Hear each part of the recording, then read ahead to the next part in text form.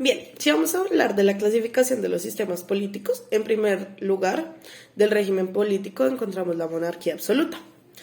La organización del poder inicialmente fue definida entre el más fuerte y el más débil.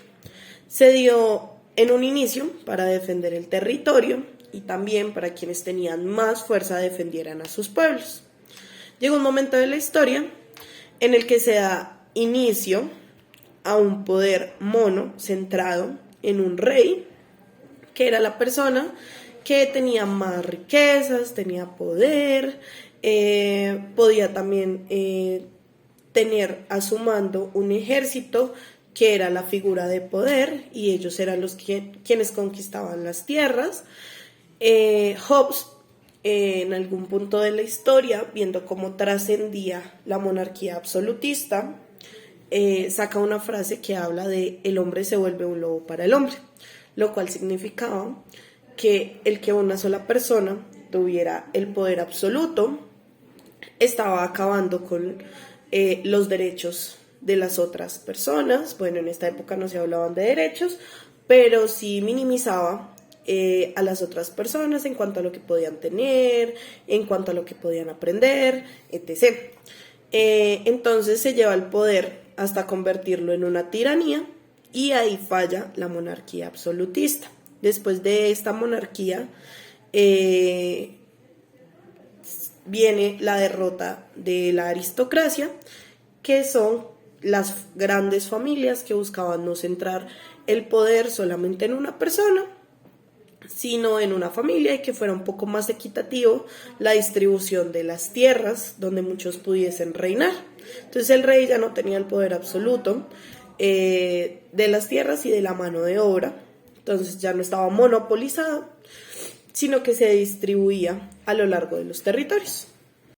El Estado de Derecho es un modelo de orden para países por medio del cual todos los miembros de una sociedad, incluidos aquellos en el gobierno, se consideran igualmente sujetos a códigos y procesos legales divulgados públicamente. Es una condición política que no hace referencia a ninguna ley en concreto. El Estado de Derecho implica que cada persona está sujeta a esta ley, incluidas las personas que son legisladores, encargados de hacer cumplir la ley y jueces. Cualquier medida o acción debe estar sujeta a una norma jurídica escrita y las autoridades del Estado están limitadas estrictamente por un marco jurídico preestablecido que aceptan sus formas y contenidos. Por lo tanto, toda decisión de sus órganos de gobierno ha de estar sujeta a procedimientos regulados por la ley y guiados por absoluto respeto de los derechos. Al terminar la Segunda Guerra Mundial y al ver que el mundo está enfrascado en guerras constantes y en una evolución del derecho lenta, cuando termina la Segunda Guerra Mundial hay un avance en el derecho, tanto en el derecho público como en el derecho constitucional, y es la afectación y la promesa de no repetición.